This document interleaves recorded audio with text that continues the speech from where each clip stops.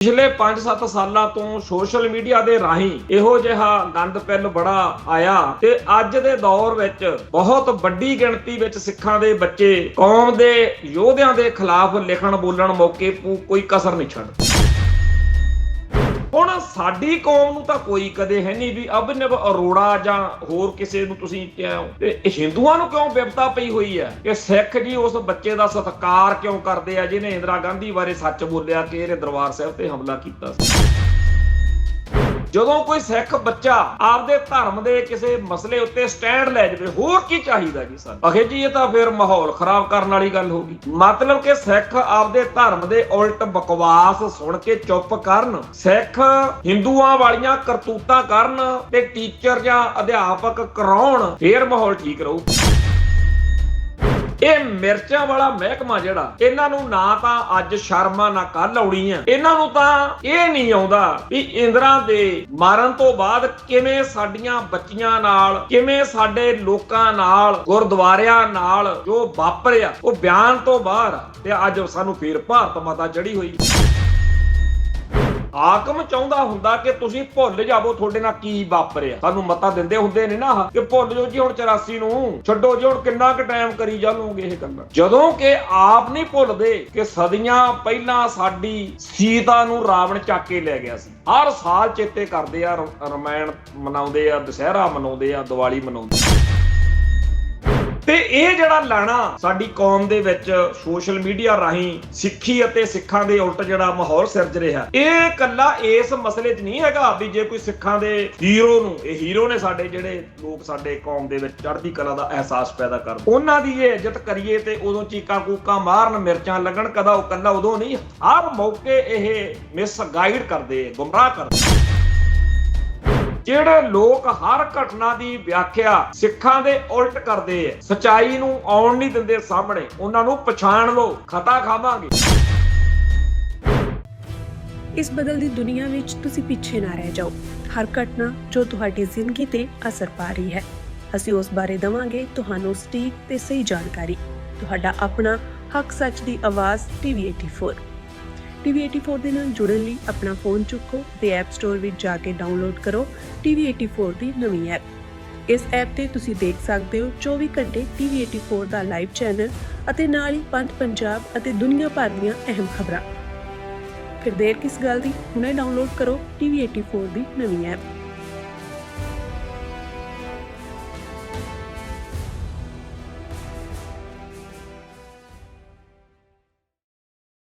TV84 ਉੱਤੇ programme ਖਬਰ ਦੀ ਖਬਰ ਦੇਖ ਰਹੇ ਸਾਰੇ ਦਰਸ਼ਕਾਂ ਨੂੰ ਮੈਂ ਸਰਬਜੀਤ ਸਿੰਘ ਘੁਮਾਣ ਫਤਿਹ ਅਰਜ ਕਰਦਾ ਜੀ। ਵਾਹਿਗੁਰੂ ਜੀ ਕਾ ਖਾਲਸਾ, ਵਾਹਿਗੁਰੂ ਜੀ ਕੀ ਫਤਿਹ। ਭਾਰਤ ਵਿੱਚ ਜਿੱਥੇ ਵੋਟਾਂ ਪਈਆਂ ਸੀ, ਬਹੁਤੇ ਥਾਵਾਂ ਤੇ BJP ਜੇਤੂ ਰਹੀ ਆ, ਰਹਿਣਾ ਹੀ ਸੀਗਾ, ਕਿਉਂਕਿ ਜਿਸ ਤਰੀਕੇ ਦਾ ਮਾਹੌਲ ਬਣਿਆ ਹੋਇਆ, ਜਿਸ ਤਰੀਕੇ ਨਾਲ ਲੋਕਾਂ ਦੀਆਂ ਵੋਟਾਂ ਜਿਹੜੀਆਂ ਨੇ ਉਹ ਕੱਟੀਆਂ ਗਈਆਂ ਨੇ, EVM ਦੀਆਂ ਸ਼ਰਾਰਤਾਂ ਤੇ ਫਿਰਕੂ ਧਰੁਵੀਕਰਨ, ਬਹੁਤ ਕੁਛ ਰਲਾ ਮਿਲਾ ਕੇ ਸਾਰੇ ਭਾਰਤ ਵਿੱਚ ਹੁਣ ਬਹੁਤ ਘੱਟ ਸੂਬੇ ਰਹਿ ਗਏ ਆ ਜਿੱਥੇ BJP ਤੋਂ ਇਲਾਵਾ ਕਿਸੇ ਹੋਰ ਧਿਰ ਦਾ ਰਾਜ ਆ। ਤੇ ਅੱਜ ਜਦੋਂ ਕਿ ਪੱਛਮੀ ਬੰਗਾਲ ਦੇ ਵਿੱਚ BJP ਜੇਤੂ ਰਹੀ ਹੈ ਤੇ ਨਾਲ ਹੀ ਇਹ ਖਬਰ ਚੱਲ ਰਹੀ ਆ ਤੇ ਕੇਰਲਾ ਦੇ ਵਿੱਚ ਉੱਥੇ ਇੱਕ ਨਵਾਂ ਚਿਹਰਾ ਉੱਭਰਿਆ, ਫਿਲਮਾਂ ਦਾ ਕਲਾਕਾਰ ਆ ਕੋਈ, ਤੇ ਉਹਨੇ ਪਿਛਲੇ ਸਾਲ ਹੀ ਕਹਿੰਦੇ ਪਾਰਟੀ ਬਣਾਈ ਆ, ਵਿਜੇ ਉਹਦਾ ਨਾਂ ਆ, ਕੁਛ ਉਹਦਾ ਮਗਰ ਛੋਟਾ ਅੱਖਰ ਵੀ ਲੈਂਦੇ ਆ ਪਰ ਵਿਜੇ ਕਰਕੇ ਜ਼ਿਆਦਾ ਮਸ਼ਹੂਰ। ਉਹਨੇ TVK ਪਾਰਟੀ ਬਣਾਈ ਹੈ, 1.5 ਸਾਲ ਪਹਿਲਾਂ ਪਾਰਟੀ ਬਣਾਈ ਸੀ ਤੇ ਸੈਂਕੜਾ ਪਾਰ ਕਰ ਗਿਆ। ਕਹਿੰਦੇ ਜੀ ਤਾਮਿਲਨਾਡੂ ਦੀ ਰਾਜਨੀਤੀ 'ਚ ਬਹੁਤ ਵੱਡਾ ਉਲਟ ਫੇਰ ਉਹਦੇ ਨਾਲ ਆ ਗਿਆ। ਹੁਣ ਇਹ ਗੱਲ ਆਪਦੀ ਥਾਂ ਤੇ ਆ ਕਿ ਲੋਕ ਇਹ ਕਹਿੰਦੇ ਆ ਕਿ ਜਿਵੇਂ ਪੰਜਾਬ ਦੇ ਵਿੱਚ ਜਾਂ ਇੱਧਰਲੇ ਉੱਤਰੀ ਭਾਰਤ ਵਿੱਚ BJP ਦੀ B ਟੀਮ ਵਜੋਂ ਆਮ ਆਦਮੀ ਪਾਰਟੀ ਬਣਾਈ ਗਈ ਆ, ਤੇ ਜਿੱਥੇ ਅਸੀਂ ਸਿੱਧੇ ਤੌਰ ਤੇ ਪਹਿਲਾਂ ਵਾਲੀਆਂ ਸਥਾਪਿਤ ਧਿਰਾਂ ਨੂੰ ਹਰਾ ਨਹੀਂ ਸਕਦੇ, ਭਗਵੇਂ ਬ੍ਰਿਗੇਡ ਵਾਲੇ ਕਹਿੰਦੇ, ਉੱਥੇ ਇੱਕ ਹੋਰ ਧਿਰ ਉਭਾਰ ਨੂੰ ਤੇ ਉਹ ਧਿਰ ਦੇ ਰਾਹੀਂ ਕੰਮ ਕਰ ਲਓ। ਜਿਵੇਂ ਕਿ ਪੰਜਾਬ ਦੇ ਵਿੱਚ ਵੀ ਆਮ ਆਦਮੀ ਪਾਰਟੀ ਬਾਰੇ ਲੋਕਾਂ 'ਚ ਇਹ ਆ ਕਿ ਇਹ ਬੀ ਟੀਮ, ਸੋ ਜਿਹੜੀ TVK ਆ ਤਾਮਿਲਨਾਡੂ ਦੇ ਵਿੱਚ ਜੇਤੂ ਰਹੀ ਆ, ਇਹਦੇ ਬਾਰੇ ਵੀ ਲੋਕ ਕਹਿੰਦੇ ਨੇ ਜੀ ਇਹ ਜਿਹੜਾ MK ਸਟਾਲਨ ਆ ਉਹਨਾਂ ਨੂੰ ਹਰਾਉਣ ਲਈ ਬੀਜੇਪੀ ਵਾਲਿਆਂ ਨੇ ਇਹਨੂੰ ਫਿਲਮੀ ਕਲਾਕਾਰ ਨੂੰ ਮੌਕਾ ਦਿੱਤਾ, ਵਿਜੇ ਨੂੰ, ਤੇ ਉਹ 100 ਤੋਂ ਉੱਪਰ ਸੀਟਾਂ ਲੈ ਗਿਆ ਸਰਕਾਰ ਬਣਾ ਕੇ। ਖੈਰ ਇਹ ਗੱਲ ਜਿਹੜੀ ਆ, ਇਹ ਇਲੈਕਸ਼ਨਾਂ ਜਿਹੜੀਆਂ ਨੇ ਇਹਦੇ ਉੱਤੇ ਆਪਣੀ ਕੌਮ ਦੇ ਨਜ਼ਰੀਏ ਤੋਂ ਕੁਝ ਗੱਲਾਂ ਆਪਾਂ ਨੂੰ ਸੋਚਣੀਆਂ ਚਾਹੀਦੀਆਂ। ਆਪਣੀ ਕੌਮ ਭਾਰਤ ਵਿੱਚ ਜਦੋਂ ਆਪਾਂ ਇੱਥੇ 1947 ਤੋਂ ਬਾਅਦ ਇਸ ਮੁਲਕ ਨਾਲ ਰਲਣ ਦਾ ਫੈਸਲਾ ਕੀਤਾ, ਤਾਂ ਅੱਜ ਆ ਮੇਰੇ ਸਾਹਮਣੇ ਇੱਕ ਸੋਸ਼ਲ ਮੀਡੀਆ ਤੇ ਬੜੀ ਵੱਡੀ ਸੁਰਖੀ ਘੁੰਮ ਰਹੀ ਆ। ਇਹ ਹੈਗਾ ਘੱਟ ਗਿਣਤੀ ਕਮਿਸ਼ਨ ਦਾ ਚੇਅਰਮੈਨ ਤਰਲੋਚਨ ਸਿੰਘ, ਸਾਬਕਾ ਮੈਂਬਰ ਪਾਰਲੀਮੈਂਟ। ਉਹ ਕਹਿੰਦਾ ਵੀ ਜੇਕਰ ਭਾਰਤ ਤੇ ਪਾਕਿਸਤਾਨ ਦੀ ਵੰਡ ਵੇਲੇ ਮਤਲਬ ਸਿੱਖ ਜਿਹੜੇ ਆ ਉਹ ਕੋਈ ਹੋਰ ਸਟੈਂਡ ਲੈਂਦੇ ਤਾਂ ਜਿਹੜੀ ਬਾਰਡਰ ਵਾ ਨਾ, ਜਿਹੜਾ ਬਾਘੇ ਵਾਲਾ, ਇਹ ਗੜਗਾਉਂ ਕੋਲੇ ਹੋਣਾ ਸੀ ਤੇ 5 ਲੱਖ ਸਿੱਖ ਵੀ ਨਹੀਂ ਸੀ ਮਰਨਾ। ਹੁਣ ਇਹ ਜਿਹੜੀ ਗੱਲ ਤਰਲੋਚਨ ਸਿੰਘ ਨੇ ਆਖੀ ਆ, ਇਹ ਸੱਚੀ ਆ। ਪਰ ਤਰਲੋਚਨ ਸਿੰਘ ਤੇ ਇਹੋ ਜਿਹੇ ਹੋਰ ਲੋਕ ਇਹ ਗੱਲ ਕਦੇ ਨਹੀਂ ਕਹਿੰਦੇ ਕਿ ਇਹਦੀ ਸਿੱਖ ਕੌਮ ਨੂੰ 1947 ਤੋਂ ਬਾਅਦ ਹੁਣ ਤੱਕ ਜੋ ਕੀਮਤ ਇੰਡੀਆ ਨਾਲ ਰਲਣ ਦੀ ਜੋ ਕੀਮਤ ਦੇਣੀ ਪੈ ਰਹੀ, ਜਦੋਂ ਕਹਿੰਦੇ ਵੀ ਪਾਕਿਸਤਾਨ ਕੋਈ ਜਥਾ ਗਿਆ ਤੇ ਉੱਥੇ ਕਿਸੇ ਪਾਕਿਸਤਾਨੀ ਮੁਸਲਮਾਨ ਨੇ ਸਾਡੇ ਸਿੱਖ ਪੰਜਾਬ ਦੇ ਜਿਹੜੇ ਉੱਥੇ ਗਏ ਸੀ ਉਹਨਾਂ ਦੀ ਸ਼ਕਲ ਦੇਖੀ, ਉਹ ਕਹਿੰਦਾ ਜੇ ਧਰਮ ਹੀ ਤਿਆਗਣਾ ਸੀ, ਦੀਨ ਹੀ ਤਿਆਗਣਾ ਸੀ, ਜੇ ਆਹ ਘੋਣ ਮੋਹਨ ਹੋ ਜਾਣਾ ਸੀ, ਫਿਰ ਇੱਥੇ ਹੀ ਰਹਿ ਲੈਂਦੇ। ਇੱਥੇ ਆਪਦਾ ਤੁਹਾਡਾ ਸਾਰਾ ਭਾਈਚਾਰਾ ਸੀ, ਇੰਨਾ ਕੁਛ ਉਦੋਂ ਗਵਾਇਆ। ਜੇ ਧਰਮ ਹੀ ਤਿਆਗਣਾ ਸੀ ਫਿਰ ਇੱਥੇ ਰਹਿ ਕੇ ਤਿਆਗ ਲੈਂਦੇ। ਉਹਨੂੰ ਲੱਗਿਆ ਵੀ ਇਹ ਮੁਸਲਮਾਨ ਬਣਨ ਦੇ ਬਜਾਏ ਹਿੰਦੂ ਬਣ ਗਏ। ਸੱਚੀ ਗੱਲ ਤਾਂ ਇਹ ਆ ਕਿ ਹਰੇਕ ਹਾਕਮ ਕੌਮ ਚਾਹੁੰਦੀ ਆ ਕਿ ਸਾਡੀ ਕੌਮ ਦਾ ਵਾਧਾ ਹੋਵੇ, ਤੇ ਸਿੱਖਾਂ ਨੂੰ ਤਾਂ ਹਰੇਕ ਹੀ ਚਾਹੁੰਦਾ। ਇੱਥੇ ਕੋਈ ਕਹਿੰਦਾ ਸਿੱਖ ਹਿੰਦੂ ਬਣ ਜਾਣ, ਕੋਈ ਕਹਿੰਦਾ ਸਿੱਖ ਮੁਸਲਮਾਨ ਬਣ ਜਾਣ, ਗਰੂਮਿੰਗ ਵਾਲਾ ਚੈਪਟਰ, ਤੇ ਕੋਈ ਕਹਿੰਦਾ ਹੈਗਾ ਸਿੱਖ ਦਾ ਈਸਾਈ ਬਣ ਜਾਣ। ਪਰ ਅਸੀਂ ਦੇਖਣਾ ਸੀਗਾ ਕਿ ਅਸੀਂ ਆਪਦੇ ਧਰਮ ਦੇ ਅਸੂਲਾਂ ਤੇ ਖੜਾ ਰਹਿ ਕੇ ਆਪਦੇ ਹੱਕਾਂ ਦੀ, ਆਪਦੇ ਹਿੱਤਾਂ ਦੀ ਰਾਖੀ ਕਿਵੇਂ ਕਰਨੀ ਆ। ਤੇ ਜੋ ਅੱਜ ਦੁਰਗਤੀ ਸਾਡੀ ਹੈ ਉਹਦੇ ਵਿੱਚ ਸਰਦਾਰ ਤਰਲੋਚਨ ਸਿੰਘ ਵਰਗੇ ਸਾਰੇ ਉਹ ਲੋਕ ਜਿਨ੍ਹਾਂ ਨੇ ਪਿਛਲੇ 70-80 ਸਾਲ ਸਾਡੀ ਕੌਮ ਦੀ ਅਗਵਾਈ ਕੀਤੀ ਆ, ਨਾਲ ਦੀ ਨਾਲ ਭਾਰਤ ਮਾਤਾ ਤੋਂ ਗੱਫੇ ਲਏ ਨੇ, ਅਹੁਦੇ ਮਾਣੇ ਆ, MLA MP ਮੰਤਰੀ, ਮੁੱਖ ਮੰਤਰੀ, ਪ੍ਰਧਾਨ ਮੰਤਰੀ ਜਾਂ ਕੁਝ ਹੋਰ ਬਣੇ। ਜਿੰਨੇ ਵੀ ਸਿੱਖਾਂ ਨੇ ਭਾਰਤ ਮਾਤਾ ਦੀ ਸੇਵਾ ਕੀਤੀ ਹੈ ਉਹ ਸਾਰੇ ਦੋਸ਼ੀ ਨੇ ਜੋ ਸਾਡੇ ਨਾਲ ਵਾਪਰੀ ਆ ਤੇ ਜੋ ਵਾਪਰ ਰਹੀ ਹੈ। ਹੁਣ ਇਸ ਮੌਕੇ ਸਾਡੀ ਕੌਮ ਜਿਹੜੀ ਆ ਉਹਦਾ ਇੱਕ ਹਿੱਸਾ ਪੰਥ ਦੀ ਚੜ੍ਹਦੀ ਕਲਾ ਲਈ ਤੇ ਖਾਲਿਸਤਾਨ ਦੀ ਆਜ਼ਾਦੀ ਲਈ ਲਗਾਤਾਰ ਆਪਦੀ ਸੇਵਾ ਦੀ ਜ਼ਿੰਮੇਵਾਰੀ ਨਿਭਾ ਰਿਹਾ। ਇਹਦੇ ਉਲਟ ਉਹ ਵੀ ਲੋਕ ਨੇ, ਉਹ ਵੀ ਸਿੱਖ ਨੇ ਜਿਹੜੇ ਖਾਲਿਸਤਾਨ ਦੇ ਵਿਰੋਧੀ ਨੇ ਤੇ ਭਾਰਤ ਮਾਤਾ ਨੂੰ ਵੱਧ ਤੋਂ ਵੱਧ ਮਜ਼ਬੂਤ ਕਰਨ ਤੇ ਸਿੱਖਾਂ ਦੀ ਗੁਲਾਮੀ ਦੀ ਉਮਰ ਲੰਮੀ ਕਰਨ, ਸਿੱਖਾਂ ਦੇ ਜਿਹੜਾ ਛਿੱਤਰ ਫਿਰ ਰਿਹਾ ਉਹਨੂੰ ਹੋਰ ਤਕੜਾ ਕਰਨ ਵਿੱਚ ਲੱਗੇ ਹੋਏ ਨੇ। ਤੇ ਇਹ ਤਾਂ ਇਤਿਹਾਸ ਨਿਰਣਾ ਕਰੂਗਾ ਨਾ। ਇਤਿਹਾਸ ਲਈ ਉਹ ਹੀਰੋ ਹੋਣਗੇ ਜਿਹੜੇ ਸਿੱਖ ਕੌਮ ਦੀ ਆਜ਼ਾਦੀ ਲਈ ਜੂਝਦੇ ਰਹੇ, ਚਾਹੇ ਹਾਲਾਤ ਜਿਹੜੇ ਮਰਜ਼ੀ ਸੀ। ਜਿਹੜੇ ਲੋਕ ਇਹ ਸੋਚਦੇ ਆ, ਜਿਹੜੇ ਸਿੱਖ ਇਹ ਕਹਿੰਦੇ ਆ ਕਿ ਜਦੋਂ ਆਪਣੇ ਹੱਕ 'ਚ ਹਵਾ ਹੀ ਨਹੀਂ ਤੇ ਫਿਰ ਐਵੇਂ ਜੁੱਤੀਆਂ ਖਾਣ ਦਾ ਕੀ ਫਾਇਦਾ, ਉਹਨਾਂ ਨੂੰ ਉਹਨਾਂ ਦੀ ਸਿਆਣਪ ਮੁਬਾਰਕ ਹੋਵੇ। ਕਿਉਂਕਿ ਜੇ ਇਹੋ ਜਿਹੀ ਸਿਆਣਪ ਫਿਰ 18ਵੀਂ ਸਦੀ ਵਿੱਚ ਦਿਖਾਉਂਦੇ ਫਿਰ ਤਾਂ ਅੱਜ ਸਾਡਾ ਕੱਖ ਵੀ ਨਹੀਂ ਸੀ ਬਚਣਾ। ਇੱਥੇ ਇੱਕ ਬਲਰਾਜ ਸਿੰਘ ਸਿੱਧੂ ਆ ਸ਼ਾਇਦ ਅਫਸਰ, ਉਹ ਪੁਲਿਸ ਦਾ ਰਿਟਾਇਰ ਅਫਸਰ ਆ, ਸੋਸ਼ਲ ਮੀਡੀਆ ਤੇ ਕਾਫੀ ਐਕਟਿਵ ਆ। ਉਹ ਨਿੱਕੀਆਂ ਨਿੱਕੀਆਂ ਕਲਿੱਪਸ ਜਿਹੜੀਆਂ ਨੇ ਉਹ ਪਾਉਂਦਾ ਹੁੰਦਾ, ਤੇ ਪਿਛਲੇ ਦਿਨੀ ਉਹਦੀ ਇੱਕ ਪੂਰੀ ਵੀਡੀਓ ਆਈ ਭਾਵੇਂ ਉਹ ਪੁਲਿਸ ਦੇ ਵਿੱਚ ਰਿਹਾ, AIG ਰਿਟਾਇਰ ਹੋਇਆ, ਪਰ ਉਹਦੀਆਂ ਕਈ ਗੱਲਾਂ ਸਾਰਥਕ ਨੇ। ਉਹ ਇਹ ਕਹਿੰਦਾ ਕਿ ਸਾਡੀ ਧਰਤੀ ਜਿਹੜੀ ਆ ਉਹ ਖੜਕੇ ਦੜਕੇ ਵਾਲਿਆਂ ਦੀ ਧਰਤੀ ਹੈ, ਰੜਕ ਵਾਲਿਆਂ ਦੀ ਧਰਤੀ ਹੈ। ਵੀ ਸਾਰਾ ਭਾਰਤ ਜਦੋਂ ਸੁੰਨ ਜਿਹਾ ਹੋਇਆ ਪਿਆ ਸੀ, ਅਸੀਂ ਤਾਂ ਉਦੋਂ ਜਦੋਂ ਸਿਕੰਦਰ ਪੋਰਸ ਦੀ ਲੜਾਈ ਆ ਉਦੋਂ ਤੋਂ ਲੜਦੇ ਆ ਰਹੇ ਆ ਆਪਦੇ ਹੱਕਾਂ ਲਈ। ਤੇ ਅੱਜ ਤੱਕ ਚਲੋ ਉਹਨੇ ਇਤਿਹਾਸ ਉਹ ਆਪਦੀ ਗੱਲ 'ਚ ਸੁਣਾਇਆ ਸੀ, ਪਰ ਮੈਂ ਇਹ ਕਹਿਣਾ ਹੈ ਕਿ ਸਾਡੀ ਅਰਦਾਸ ਦੇ ਵਿੱਚ ਜਿਹੜਾ ਜ਼ਿਕਰ ਆਉਂਦਾ ਨਾ, ਜਿਨ੍ਹਾਂ ਸਿੰਘਾਂ ਸਿੰਘਣੀਆਂ ਨੇ ਧਰਮ ਹੇਤ ਸੀਸ ਦਿੱਤੇ, ਉਹ ਸਾਰਾ ਜਿਹੜਾ ਪ੍ਰਕਰਣ ਹੈ ਉਹ ਇਸ ਖਿੱਤੇ ਦਾ, ਖਾਸ ਤੌਰ ਦੇ ਉੱਤੇ ਮਾਝੇ ਦੀ ਧਰਤੀ ਦਾ। ਇਹ ਮਾਝੇ ਨੇ ਹੀ ਐਤਕੀ ਖਾਲਿਸਤਾਨ ਦੇ ਸੰਘਰਸ਼ ਵਿੱਚ, ਇਹ ਤਾਂ ਸਾਰੇ ਪੰਜਾਬ ਦਾ ਹੀ ਯੋਗਦਾਨ ਆ, ਸਾਰੀ ਧਰਤੀ, ਬਾਹਰੋਂ ਕੈਨੇਡਾ ਅਮਰੀਕਾ ਤੋਂ ਵੀ ਸਿੱਖ ਆ ਕੇ ਸੇਵਾ ਕਰ ਗਏ।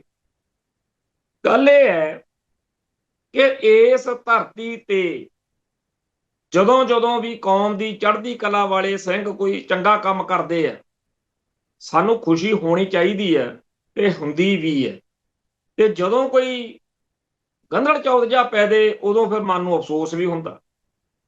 ਹੁਣ ਪਿਛਲੇ ਦਿਨੀ ਜਿਹੜਾ ਪੰਜਾਬੀ ਗਾਇਕ ਆ ਦਲਜੀਤ ਦੋਸਾਂਝ, ਉਹਦੇ ਇੱਕ ਸ਼ੋਅ ਵਿੱਚ ਨੌਜਵਾਨ ਗਏ ਤੇ ਉਹਨਾਂ ਨੇ ਖਾਲਿਸਤਾਨ ਦੇ ਝੰਡੇ ਉੱਥੇ ਦਿਖਾਏ, ਜਿਹਦਾ ਮੂਲ ਭਾਵ ਤਾਂ ਇੰਨਾ ਕੀ ਸੀ ਕਿ ਭਾਈ ਤੂੰ ਸਿੱਖਾਂ ਦਾ ਮੁੰਡਾ, ਅਸੀਂ ਤੈਨੂੰ ਚੰਗਾ ਵੀ ਪਿਆਰ ਵੀ ਕਰਦੇ ਆ, ਤੂੰ ਖਾਲੜੇ ਵਾਲੀ ਫਿਲਮ ਜਾਂ ਕੁਝ ਹੋਰ ਤੇਰੇ ਗਾਉਣ ਪਾਣੀ ਦੇ ਵਿੱਚ ਕੁਝ ਚੰਗੀਆਂ ਚੀਜ਼ਾਂ ਨੇ, ਪਰ ਤੂੰ ਚੰਗੀ ਕੀਤੀ ਜਾ ਕੇ ਸਿੱਖਾਂ ਦੀ ਨਸਲਕੁਸ਼ੀ ਵਿੱਚ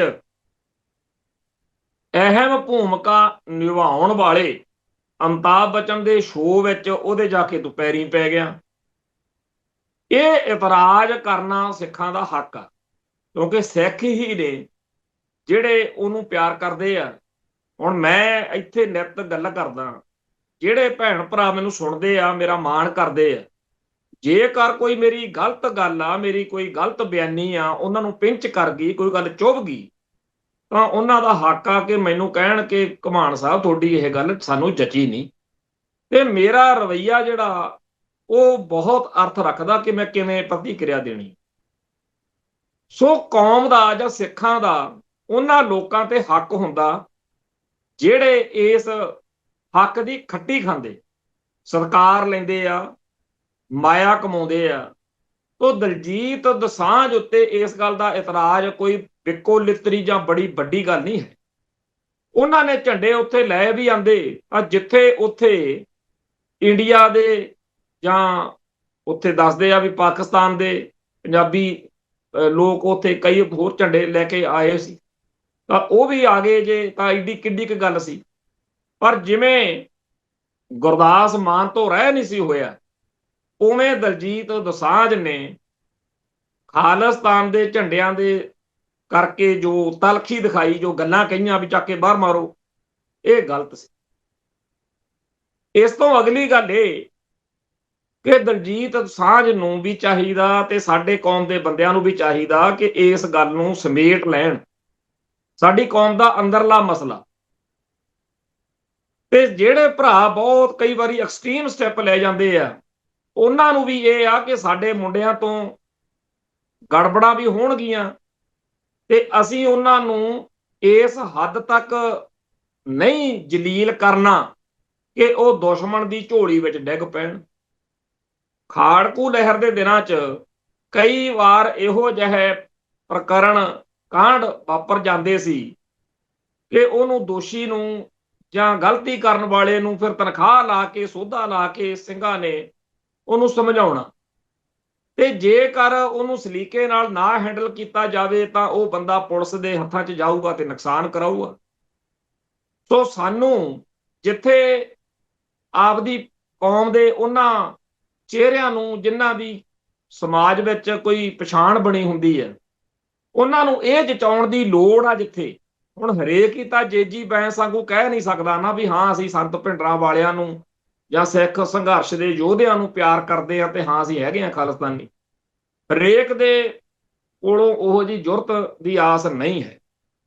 ਪਰ ਜਿਹੜੀ ਸਾਡੀ ਕੌਮ ਦੀ ਲੜਾਈ ਆ, ਇਹਦੇ ਵਿੱਚ ਹਰੇਕ ਨੂੰ ਭਜਾਈ ਜਾਣਾ, ਹਰੇਕ ਨੂੰ ਦੁਸ਼ਮਣ ਵਾਲੇ ਪਾਲੇ 'ਚ ਸਿੱਟੀ ਜਾਣਾ, ਇਹ ਵੀ ਕੋਈ ਚੰਗੀ ਗੱਲ ਨਹੀਂ, ਪਰ ਫ੍ਰੀ ਹੈਂਡ ਵੀ ਨਹੀਂ ਦਿੱਤਾ ਜਾ ਸਕਦਾ।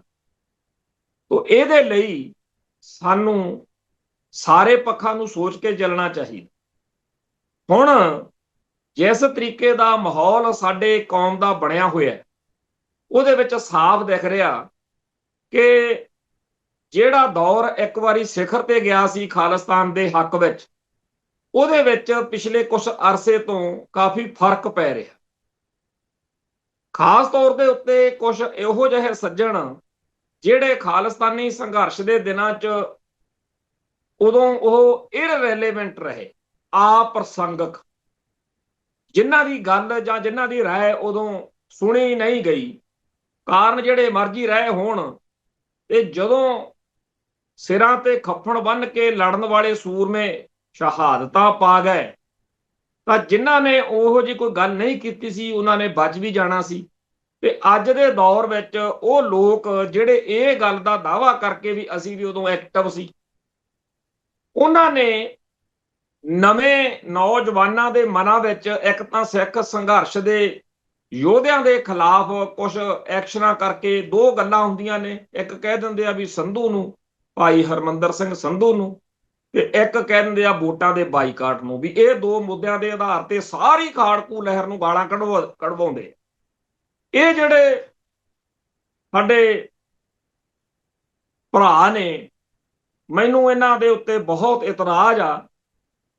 ਪਤਾ ਨਹੀਂ ਇਹਨਾਂ ਨੂੰ ਇਹ ਕਿਉਂ ਨਹੀਂ ਸਮਝ ਲੱਗ ਰਹੀ ਕਿ ਜਦੋਂ ਕੋਈ ਕੰਮ ਕਰੀਦਾ ਗਲਤੀਆਂ ਹੋ ਜਾਂਦੀਆਂ ਨੇ। ਹੋ ਸਕਦਾ ਤੁਹਾਨੂੰ ਉਹ ਗਲਤੀਆਂ ਲੱਗਦੀਆਂ ਹੋਣ ਤੇ ਜਿਨ੍ਹਾਂ ਨੇ ਉਹ ਕਾਰਵਾਈਆਂ ਕੀਤੀਆਂ, ਜਿਨ੍ਹਾਂ ਨੇ ਉਹ ਫੈਸਲੇ ਲਏ, ਉਹਨਾਂ ਨੂੰ ਉਹ ਅੱਜ ਵੀ ਠੀਕ ਲੱਗਦਾ ਹੋਵੇ, ਪਰ ਹੁਣ ਸਾਰੇ ਸੰਘਰਸ਼ ਦਾ ਸੱਤਿਆਨਾਸ਼ ਕਰਨ ਵਾਲਾ ਤਾਂ ਰਾਹ ਨਾ ਫੜੋ ਨਾ।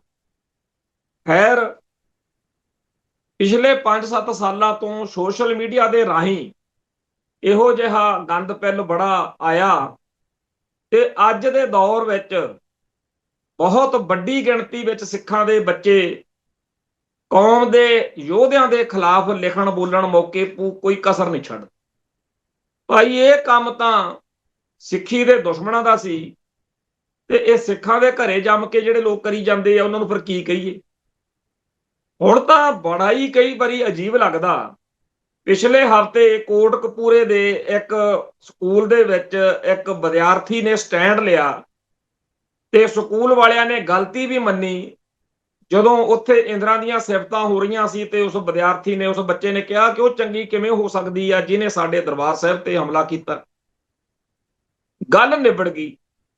ਹੁਣ ਉਸ ਬੱਚੇ ਨੂੰ ਜੇਕਰ ਸਾਡੇ ਭਾਈਚਾਰੇ ਚੋਂ ਸਤਿਕਾਰ ਮਿਲ ਰਿਹਾ, ਉਹਦੇ ਮਾਪਿਆਂ ਨੂੰ ਪਿਆਰ ਦਿੱਤਾ ਜਾ ਰਿਹਾ, ਸਤਿਕਾਰ ਦਿੱਤਾ ਜਾ ਰਿਹਾ ਕਿ ਸ਼ੁਕਰ ਆ ਤੁਸੀਂ ਚੰਗੀ ਮੱਤ ਦਿੱਤੀ ਆ, ਨਹੀਂ ਇੱਥੇ ਤਾਂ ਬਾਹਲੇ ਨਿਆਣਿਆਂ ਨੂੰ ਪਤਾ ਹੀ ਨਹੀਂ ਕਿਸੇ ਗੱਲ ਦਾ। ਇਸ ਗੱਲ ਦੀ ਹਿੰਦੂ ਕੱਟੜਪੰਥੀਆਂ ਨੂੰ ਤਾਂ ਤਕਲੀਫ ਹੋਵੇ ਸੋ ਹੋਵੇ, ਪਰ ਸਾਡੇ ਕਈ ਕੇਸਾਧਾਰੀ ਹਿੰਦੂ ਬੜੀਆਂ ਲੇਰਾਂ ਮਾਰਨ ਲੱਗੇ ਹੋਏ ਨੇ, ਕੇਸਾਂ ਵਾਲੇ ਸਿੱਖ। ਮਤਲਬ ਕਿ ਮੈਨੂੰ ਇਹ ਨਹੀਂ ਸਮਝ ਆਉਂਦੀ, ਹਿੰਦੂਆਂ ਦੇ 100 ਝਮੇਲੇ ਨੇ। ਇੱਕ ਅਭਿਨਵ ਚੋਪੜਾ, ਪਤਾ ਨਹੀਂ ਏਦਾਂ ਦਾ ਨਾਮ ਹੈ ਇੱਕ ਦਾ, ਇੱਕ ਜਵਾਕ ਜਿਹਾ ਵਾ ਅਭਿਨਵ ਅਰੋੜਾ। ਉਹ ਪੂਰਾ ਹਿੰਦੂਆਂ ਦੇ ਜਿਵੇਂ ਸਾਧ ਬਾਬੇ ਹੁੰਦੇ ਆ, 5-7 ਸਾਲ ਦਾ ਨਿਆਣਾ ਗੋਲੂ ਮੋਲੂ ਜਿਹਾ, ਬੜਾ ਉਹ ਸਰਗਰਮ ਆ ਉਹਦੀਆਂ YouTube ਤੇ ਸੋਸ਼ਲ ਮੀਡੀਆ ਤੇ, ਉਹਦੇ ਘਰ ਦੇ ਉਹਦਾ ਆਲਾ ਦੁਆਲਾ ਬੜਾ ਉਹਦਾ ਚਲੋ ਕਰਦੇ ਆ ਜਿਵੇਂ ਕੋਈ ਉਹਨਾਂ ਦਾ ਸਾਧ ਬਾਬਾ ਹੋਵੇ। ਮੈਂ ਕਦੇ ਕਿਸੇ ਸਿੱਖ ਨੂੰ ਨਹੀਂ ਦੇਖਿਆ ਵੀ ਜਿਹੜਾ ਅਭਿਨਵ ਅਰੋੜੇ ਦੇ ਬਾਰੇ ਅਵਾ ਤਵਾ ਬੋਲੇ ਕਿ ਯਾਰ ਤੁਸੀਂ ਕਿਹਾ ਅਸ਼ੋਕ ਰੂਜੇ ਨੂੰ ਲਾਇਆ ਹੋਇਆ ਇਹ ਮਹਾਪੁਰਸ਼, ਰੱਬ ਹੀ ਬਣਾਈ ਕਰਦੇ ਹੋ। ਬਹੁਤੇ ਲੋਕਾਂ ਦਾ ਪਤਾ ਵੀ ਨਹੀਂ ਆਪਣੀ ਕੌਮ ਦਿਆਂ ਨੂੰ ਵੀ ਚਲੋ ਉਹਨਾਂ ਚਾਹ ਕੁਛ। ਜੇ ਉਹਨਾਂ ਦੇ ਉਸ ਬੱਚੇ ਚੋਂ ਉਹਨਾਂ ਨੂੰ ਕੁਝ ਦਿਖਦਾ ਵੀ ਇਹ ਧਰਮ ਨੂੰ, ਹਿੰਦੂ ਧਰਮ ਨੂੰ ਕੁਛ ਦੇ ਰਿਹਾ ਇਹ ਬੱਚਾ, ਤਾਂ ਸਾਨੂੰ ਕੀ, ਅਗਲੇ ਚਾਹੇ ਅੱਗ ਖਾਣ, ਅੰਗਿਆਰ ਕਰਨ, ਸਾਨੂੰ ਕੀ ਜੀ। ਹੁਣ ਉਹ ਤਾਂ 100 ਪੁੱਠੀਆਂ ਸਿੱਧੀਆਂ ਚੀਜ਼ਾਂ ਜਿਨ੍ਹਾਂ ਨੂੰ ਅੱਜ ਆਪਾਂ ਜਦੋਂ ਗੱਲ ਕਰਦੇ ਹਾਂ ਤਾਂ ਅਲਕਤ ਜੀ ਆਉਂਦੀ ਹੈ ਵੀ ਆਹ ਕੀ ਹੋਇਆ ਵੀ ਔਰਤ ਜਾਂ ਮਰਦ ਦੇ ਅੰਗਾਂ ਦੀ ਪੂਜਾ ਕਰੀ ਚੱਲੋ। ਚਲੋ ਅਗਲਿਆਂ ਦਾ ਧਰਮ, ਹੁਣ ਸਾਡੀ ਕੌਮ ਨੂੰ ਤਾਂ ਕੋਈ ਕਦੇ ਹੈ ਨਹੀਂ ਵੀ ਅਭਿਨਵ ਅਰੋੜਾ ਜਾਂ ਹੋਰ ਕਿਸੇ ਨੂੰ ਤੁਸੀਂ ਕਿਹਾ ਹੋ, ਤੇ ਹਿੰਦੂਆਂ ਨੂੰ ਕਿਉਂ ਵਿਪਤਾ ਪਈ ਹੋਈ ਹੈ ਕਿ ਸਿੱਖ ਜੀ ਉਸ ਬੱਚੇ ਦਾ ਸਤਿਕਾਰ ਕਿਉਂ ਕਰਦੇ ਆ ਜਿਹਨੇ ਇੰਦਰਾ ਗਾਂਧੀ ਬਾਰੇ ਸੱਚ ਬੋਲਿਆ ਕਿ ਇਹਨੇ ਦਰਬਾਰ ਸਾਹਿਬ ਤੇ ਹਮਲਾ ਕੀਤਾ ਸੀ। ਬੜੀਆਂ ਹੀ ਮਿਰਚਾਂ ਲੱਗੀਆਂ ਹੋਈਆਂ ਨਾਲ ਕੁਝ ਭਗਵੇਂ ਬ੍ਰਿਗੇਡ ਵਾਲਿਆਂ ਦੇ, ਹਿੰਦੂ ਕੱਟੜਪੰਥੀਆਂ ਦੇ, ਸਾਡੇ ਕੇਸਾਧਾਰੀ ਹਿੰਦੂ ਵੀ ਨੇ। ਇਹਨਾਂ ਨੂੰ ਮਿਰਚਾਂ ਉਦੋਂ ਵੀ ਲੱਗੀਆਂ ਸੀ ਜਦੋਂ ਯੂਨੀਵਰਸਿਟੀ ਦੇ ਵਿੱਚ ਮੋਰਚਾ ਲੱਗਿਆ ਹੋਇਆ ਸੀ ਤੇ ਇੱਕ ਸਿੱਖ ਬੱਚੀ ਨੇ ਪੁਲਿਸ ਵਾਲਿਆਂ ਦੀ ਧੌਂਸ ਨੂੰ ਵੰਗਾਰਿਆ ਤੇ ਕਿਹਾ ਵੀ ਬਾਹ ਛੱਡ ਦੇ ਮੇਰੀ ਤੋਂ। ਉਦੋਂ ਸਿੱਖਾਂ ਨੇ ਬੜਾ ਉਹਦਾ ਸਤਿਕਾਰ ਕੀਤਾ ਬੱਚੀ ਦਾ। ਕਿਉਂ ਕੀਤਾ ਜਾਂ ਇਸ ਬੱਚੇ ਦਾ ਸਤਿਕਾਰ ਕਿਉਂ ਹੋ ਰਿਹਾ? ਇਸ ਕਰਕੇ ਇਹ ਸਾਡੀ ਗੁਲਾਮ ਕੌਮ ਦੇ, ਜਿਹਨੂੰ ਇੰਨਾ ਡਰਾਇਆ ਧਮਕਾਇਆ ਤਸ਼ੱਦਦ ਕੀਤਾ ਸਟੇਟ ਨੇ ਕਿ ਡਰ ਜਾਵੇ ਕੌਮ, ਇਸ ਕੌਮ ਦੇ ਵਿੱਚ ਜੇ ਅੱਜ ਵੀ ਸਾਡੇ ਜਿਵੇਂ ਕਹਿੰਦੇ ਜੰਮਦੀਆਂ ਸੂਲਾਂ ਦੇ ਮੂੰਹ ਤਿੱਖੇ, ਜੇ ਸਾਡੇ ਬੱਚਿਆਂ 'ਚ ਆਪਣੇ ਧਰਮ ਪ੍ਰਤੀ, ਆਪਣੇ ਸਮਾਜ ਪ੍ਰਤੀ, ਆਪਣੇ ਖਿੱਤੇ ਪ੍ਰਤੀ, ਆਪਣੇ ਹੱਕਾਂ ਪ੍ਰਤੀ, ਆਪਦੀ ਪਛਾਣ ਪ੍ਰਤੀ ਜਦੋਂ ਕੋਈ ਸਿੱਖ ਬੱਚਾ ਕੜੇ ਲਈ ਲੜ ਪਵੇ ਸਕੂਲ 'ਚ ਵੀ ਮੇਰਾ ਕੜਾ ਕਿਉਂ ਲਹਾਉਣੇ, ਜਦੋਂ ਕੋਈ ਸਿੱਖ ਬੱਚਾ ਆਪਦੇ ਧਰਮ ਦੇ ਕਿਸੇ ਮਸਲੇ ਉੱਤੇ ਸਟੈਂਡ ਲੈ ਜਾਵੇ, ਹੋਰ ਕੀ ਚਾਹੀਦਾ ਜੀ ਸਾਨੂੰ? ਅਖੇ ਜੀ ਇਹ ਤਾਂ ਫਿਰ ਮਾਹੌਲ ਖਰਾਬ ਕਰਨ ਵਾਲੀ ਗੱਲ ਹੋ ਗਈ। ਮਤਲਬ ਕਿ ਸਿੱਖ ਆਪਦੇ ਧਰਮ ਦੇ ਉਲਟ ਬਕਵਾਸ ਸੁਣ ਕੇ ਚੁੱਪ ਕਰਨ, ਸਿੱਖ ਹਿੰਦੂਆਂ ਵਾਲੀਆਂ ਕਰਤੂਤਾਂ ਕਰਨ ਤੇ ਟੀਚਰ ਜਾਂ ਅਧਿਆਪਕ ਕਰਾਉਣ, ਫੇਰ ਮਾਹੌਲ ਠੀਕ ਰਹੂਗਾ। ਸਿੱਖਾਂ ਤੇ ਜੁੱਤੀਆਂ ਪੈਣ ਤੇ ਸਿੱਖ ਕੁਛ ਨਾ ਕਰਨ, ਫੇਰ ਮਾਹੌਲ ਠੀਕ ਆ। ਤੇ ਜੇ ਸਿੱਖ ਇਤਰਾਜ਼ ਕਰਨ, ਇਹ ਕਹਿਣ ਦੀ ਤਾਂ ਇਹਨਾਂ 'ਚ ਹਿੰਮਤ ਹੈ ਨਹੀਂ ਆ ਕੇਸਾਧਾਰੀ ਸਿੱਖਾਂ, ਕੇਸਾਧਾਰੀ ਹਿੰਦੂਆਂ 'ਚ, ਭੇਡਾਂ 'ਚ, ਵੀ ਭਾਰਤ ਮਾਤਾ ਨੂੰ ਕਹਿਣ ਕਿ ਤੁਸੀਂ ਸਾਡੇ ਧਰਮ 'ਚ ਦਖਲ ਦਿੰਦੇ ਕਾਹਤੋਂ ਆ? ਤੁਸੀਂ ਕਿਉਂ ਕਹਿੰਦੇ ਹੋ ਸਿੱਖ ਇੰਦਰਾ ਗਾਂਧੀ ਦੀ ਇੱਜ਼ਤ ਕਰਨ? ਖੈਰ, ਇਹ ਮਿਰਚਾਂ ਵਾਲਾ ਮਹਿਕਮਾ ਜਿਹੜਾ, ਇਹਨਾਂ ਨੂੰ ਨਾ ਤਾਂ ਅੱਜ ਸ਼ਰਮ ਆ ਨਾ ਕੱਲ ਆਉਣੀ ਆ। ਇਹਨਾਂ ਨੂੰ ਤਾਂ ਇਹ ਨਹੀਂ ਆਉਂਦਾ ਵੀ ਇੰਦਰਾ ਦੇ ਮਾਰਨ ਤੋਂ ਬਾਅਦ ਕਿਵੇਂ ਸਾਡੀਆਂ ਬੱਚੀਆਂ ਨਾਲ, ਕਿਵੇਂ ਸਾਡੇ ਲੋਕਾਂ ਨਾਲ, ਗੁਰਦੁਆਰਿਆਂ ਨਾਲ ਜੋ ਵਾਪਰਿਆ ਉਹ ਬਿਆਨ ਤੋਂ ਬਾਹਰ ਆ। ਤੇ ਅੱਜ ਸਾਨੂੰ ਫੇਰ ਭਾਰਤ ਮਾਤਾ ਚੜੀ ਹੋਈ ਹੈ, ਜਿਹਨੂੰ ਇਹ ਕੁੱਤੇ ਖਾਣੀ ਭੁੱਲਿਆ ਫਿਰਦਾ, ਉਹਦਾ ਕੀ ਕਰ ਸਕਦਾ? ਜਿਹਨੂੰ ਚੇਤੇ ਰੱਖਣ ਦੀ ਆਦਤ ਆ ਉਹ ਕੁਝ ਹੋਰ ਤਰੀਕੇ ਨਾਲ ਕਰੂ। ਹੁਣ ਕੰਗਣਾ ਨੇ ਸਿੱਖਾਂ ਨਾਲ ਜਾਂ ਸਾਡੀ ਕੌਮ ਨਾਲ ਪੰਗਾ ਤਾਂ ਕਈ ਸਾਲ ਪਹਿਲਾਂ ਲਿਆ ਸੀ। ਕੁਲਵਿੰਦਰ ਕੌਰ ਦੇ ਹਿੜਕੇ ਚੜ ਗਈ ਇੱਥੇ ਏਅਰਪੋਰਟ ਤੇ, ਉਹਨੇ ਥੱਪੜਾ ਛੱਡਿਆ। ਗੱਲ ਤਾਂ ਇੰਨੀ ਕੀ ਆ ਨਾ ਬਈ ਚੇਤੇ ਰੱਖਣਾ, ਜਿਹੜੀ ਮਿਲਾਨ ਕੁੰਦਰਾ ਦੀਆਂ ਲਾਈਨਾਂ ਪੜ੍ਹ ਕੇ ਸਾਰੀ ਦੁਨੀਆ 'ਚ ਮਤਾਂ ਦਿੱਤੀਆਂ ਜਾਂਦੀਆਂ ਨੇ ਬਈ ਜਿਹੜੀ ਕੌਮ ਨੂੰ ਮਾਰਨਾ ਹੋਵੇ ਉਹਦਾ ਇਤਿਹਾਸ ਬਦਲ ਦਿਓ, ਇਤਿਹਾਸ ਨੂੰ ਮਿਟਾ ਦੇਵੋ ਤੇ ਉਹਦੇ ਸਾਰੇ ਕਾਸੇ ਉੱਤੇ ਨਵਾਂ ਇਤਿਹਾਸ ਚੇਪ ਦੇਵੋ। ਉਹਦੇ ਐਂਡ ਤੇ ਇਹ ਲਿਖਿਆ ਹੋਇਆ ਕਿ ਮਨੁੱਖ ਦੀ ਸਾਰੀ ਜੱਦੋ ਜਹਿਦ ਯਾਦ ਰੱਖਣ ਅਤੇ ਭੁਲਾ ਦੇਣ ਦੀ ਲੜਾਈ ਆ। ਹਾਕਮ ਚਾਹੁੰਦਾ ਹੁੰਦਾ ਕਿ ਤੁਸੀਂ ਭੁੱਲ ਜਾਵੋ ਤੁਹਾਡੇ ਨਾਲ ਕੀ ਵਾਪਰਿਆ। ਸਾਨੂੰ ਮਤਾ ਦਿੰਦੇ ਹੁੰਦੇ ਨੇ ਨਾ ਆਹ ਕਿ ਭੁੱਲ ਜਾਓ ਜੀ ਹੁਣ 84 ਨੂੰ, ਛੱਡੋ ਜੀ ਹੁਣ ਕਿੰਨਾ ਕੁ ਟਾਈਮ ਕਰੀ ਜਾਲੋਗੇ ਇਹ ਗੱਲਾਂ। ਜਦੋਂ ਕਿ ਆਪ ਨਹੀਂ ਭੁੱਲਦੇ ਕਿ ਸਦੀਆਂ ਪਹਿਲਾਂ ਸਾਡੀ ਸੀਤਾ ਨੂੰ ਰਾਵਣ ਚੱਕ ਕੇ ਲੈ ਗਿਆ ਸੀ। ਹਰ ਸਾਲ ਚੇਤੇ ਕਰਦੇ ਆ, ਰਮਾਇਣ ਮਨਾਉਂਦੇ ਆ, ਦੁਸਹਿਰਾ ਮਨਾਉਂਦੇ ਆ, ਦੀਵਾਲੀ ਮਨਾਉਂਦੇ ਆ। ਆਪ ਦੀ ਗੱਲ ਨਹੀਂ ਭੁੱਲਦੇ। ਸਿੱਖਾਂ ਨੂੰ ਕਹਿੰਦੇ ਆ ਆਪ ਦੀ ਸਦੀਆਂ ਪੁਰਾਣੀ ਗੱਲ ਨਹੀਂ ਭੁੱਲਦੇ। ਸਾਨੂੰ ਆ ਹੁਣੇ 30-35 ਸਾਲ ਪੁਰਾਣੀ ਗੱਲ ਕਹਿੰਦੇ ਭੁੱਲ ਜੂ। ਜਿੱਦਣ ਸਿੱਖਾਂ ਨੇ ਇਤਿਹਾਸ ਨੂੰ ਭੁੱਲਣ ਦਾ ਪਾਠ ਪੜ੍ਹ ਲਿਆ, ਜਿੱਦਣ ਸਿੱਖਾਂ ਨੇ ਜਲੀਲ ਹੋਣਾ ਮੰਨ ਲਿਆ, ਫੇਰ ਇਹਦਾ ਕੇਸਾਧਾਰੀ ਹਿੰਦੂ ਜਿਹੜੇ ਆ ਮੱਤਾ ਦਿੰਦੇ ਅੱਜ ਕੱਲ ਵੀ ਐਵੇਂ ਯਾਰ, ਜਿਵੇਂ ਕਈ ਇਸ ਰੌਲੇ 'ਚ ਲੱਗੇ ਹੋਏ ਨੇ, ਆ ਜਿਹੜਾ ਦਲਜੀਤ ਦੋਸਾਂਝ ਵਾਲਾ ਵੀ ਯਾਰ ਐਵੇਂ ਗੱਲ ਵਧਾ ਲੈਂਦੇ ਹੋ। ਉਹ ਭਾਈ ਐਵੇਂ ਨਹੀਂ ਵੱਧਦੀ ਗੱਲ, ਕੋਈ ਹੁੰਦੀ ਆ ਤਾਂ ਵੱਧਦੀ। ਤੇ ਇਹ ਜਿਹੜਾ ਲਾਣਾ ਸਾਡੀ ਕੌਮ ਦੇ ਵਿੱਚ ਸੋਸ਼ਲ ਮੀਡੀਆ ਰਾਹੀਂ ਸਿੱਖੀ ਅਤੇ ਸਿੱਖਾਂ ਦੇ ਉਲਟ ਜਿਹੜਾ ਮਾਹੌਲ ਸਿਰਜ ਰਿਹਾ, ਇਹ ਇਕੱਲਾ ਇਸ ਮਸਲੇ 'ਚ ਨਹੀਂ ਹੈਗਾ ਵੀ ਜੇ ਕੋਈ ਸਿੱਖਾਂ ਦੇ ਹੀਰੋ ਨੂੰ, ਇਹ ਹੀਰੋ ਨੇ ਸਾਡੇ ਜਿਹੜੇ ਲੋਕ ਸਾਡੇ ਕੌਮ ਦੇ ਵਿੱਚ ਚੜ੍ਹਦੀ ਕਲਾ ਦਾ ਅਹਿਸਾਸ ਪੈਦਾ ਕਰਦੇ, ਉਹਨਾਂ ਦੀ ਇਹ ਇੱਜ਼ਤ ਕਰੀਏ ਤੇ ਉਦੋਂ ਚੀਕਾਂ ਕੂਕਾਂ ਮਾਰਨ, ਮਿਰਚਾਂ ਲੱਗਣ, ਕਦਾ ਉਹ ਇਕੱਲਾ ਉਦੋਂ ਨਹੀਂ, ਹਰ ਮੌਕੇ ਇਹ ਮਿਸਗਾਈਡ ਕਰਦੇ, ਗੁੰਮਰਾਹ ਕਰਦੇ। ਜਿਵੇਂ ਤੁਸੀਂ ਦੇਖ ਸਕਦੇ ਹੋ ਇਹਨਾਂ ਦਿਨਾਂ ਦੇ ਵਿੱਚ ਇਹ ਕੱਟੜਪੰਥੀ ਭਗਵੇਂ ਬ੍ਰਿਗੇਡ ਵਾਲੇ ਹਿੰਦੂ ਪਲੱਸ ਕੇਸਾਧਾਰੀ ਹਿੰਦੂ ਜਿਹੜੇ ਇਹ ਸਾਰੇ ਲੋਕ ਇੱਕ ਹੋਰ ਗੱਲ ਕਰਦੇ। ਮੋਗੇ ਇੱਕ ਡੀਸੀ ਦਫ਼ਤਰ ਦੇ ਉੱਤੇ, ਮੋਗਾ ਜਿਹੜਾ ਡੀਸੀ ਦਫ਼ਤਰ ਆ, ਉੱਥੇ ਕੁਝ ਸਮਾਂ ਪਹਿਲਾਂ ਇੱਕ ਘਟਨਾ ਵਾਪਰੀ ਸੀ। ਉਹ ਕੀ ਘਟਨਾ ਸੀ ਬਈ ਉੱਥੇ ਡੀਸੀ ਦਫ਼ਤਰ ਦੇ ਉੱਤੇ ਖਾਲਿਸਤਾਨੀ ਝੰਡਾ ਝੁਲਾਤਾ ਜੀ, ਕਿਸੇ ਨੇ ਝੁਲਾਤਾ।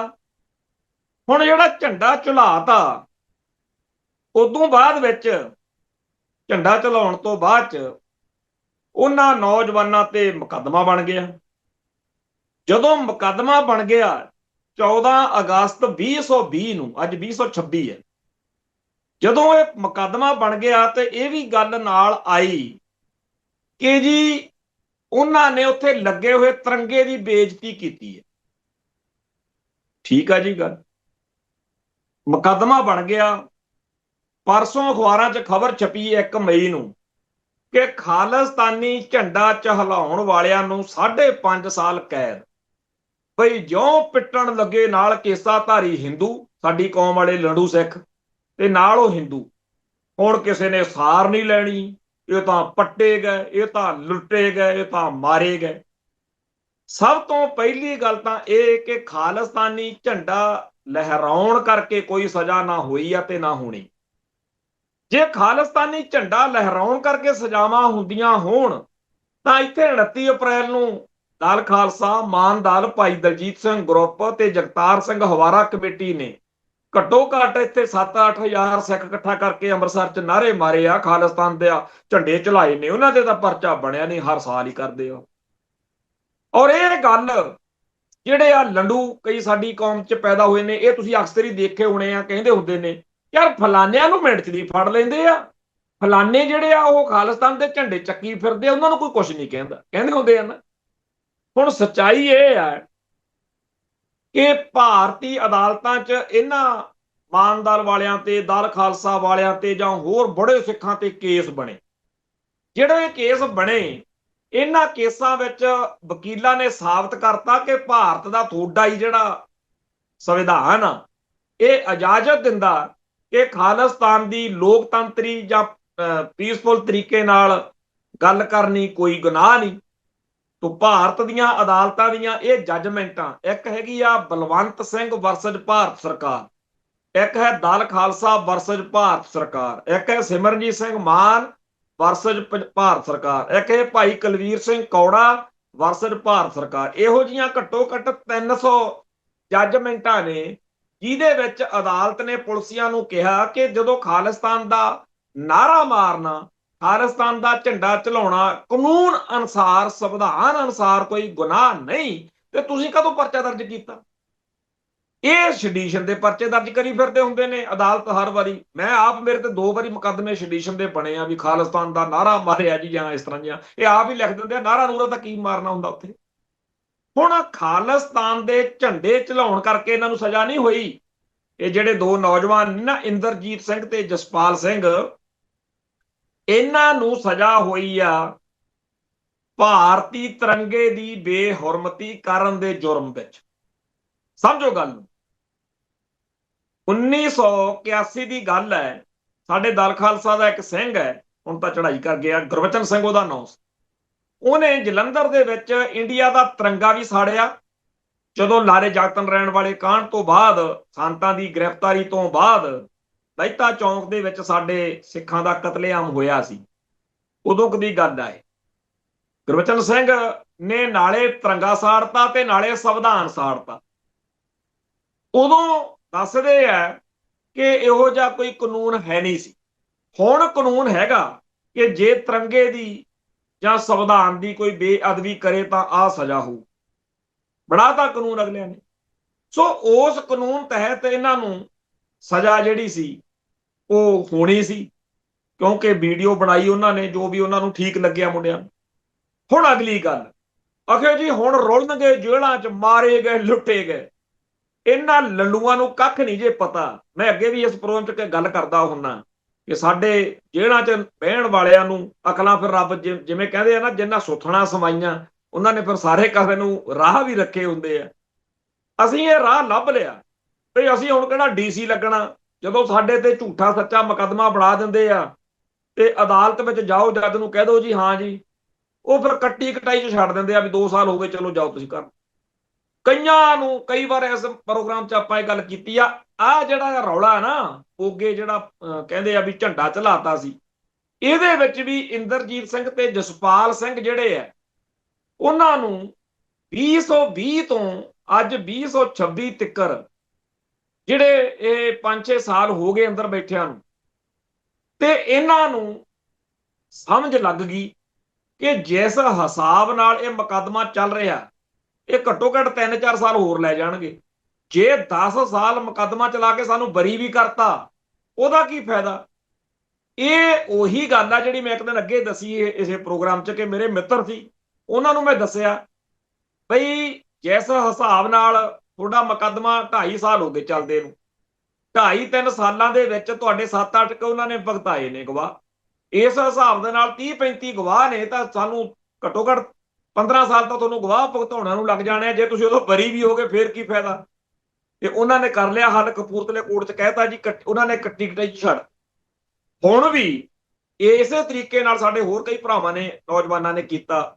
ਇੰਦਰਜੀਤ ਸਿੰਘ ਤੇ ਜਸਪਾਲ ਸਿੰਘ ਨੇ ਵੀ ਜਿਹੜੇ ਦੋਸ਼ ਇਹਨਾਂ ਤੇ ਪੁਲਿਸ ਨੇ ਲਾਏ ਵੀ ਤੁਸੀਂ ਝੰਡਾ ਚਲਾਇਆ ਜੀ, ਤੁਸੀਂ ਤਿਰੰਗਾ ਸਾੜਿਆ, ਹਾਂਜੀ ਜੋ ਵੀ ਕੋਈ ਤੁਸੀਂ ਕਹਿੰਦੇ ਠੀਕ ਹੈ, ਦਿਓ ਕੀ ਦਿੰਦੇ। ਸੋ ਅਦਾਲਤ ਨੇ ਇਹਨਾਂ ਨੂੰ ਜਿੰਨੀ ਇਹ ਹੁਣ ਤੱਕ ਕਸਟਡੀ ਬਣਦੀ ਸੀ, ਓਨੀ ਕਸਟਡੀ ਦੇ ਵਿੱਚ ਇਹਨਾਂ ਨੂੰ ਉਹਨਾਂ ਨੇ ਛੱਡ। ਇਹ ਜਿਹੜੀ ਗੱਲ ਹੈ, ਇਹਦੇ ਵਿੱਚ ਉਹਨਾਂ ਨੂੰ ਹੁਣ 5.5 ਸਾਲ ਹੋ ਗਏ। ਤੋ ਜੱਜ ਨੇ ਲਿਖਤਾ ਵੀ 5.5 ਸਾਲ ਸਜ਼ਾ ਕਰਦਾ। ਉਹ ਤਾਂ ਕੱਲ ਜਾਣੀ ਕਿ ਆ ਗਏ ਆ ਘਰੇ।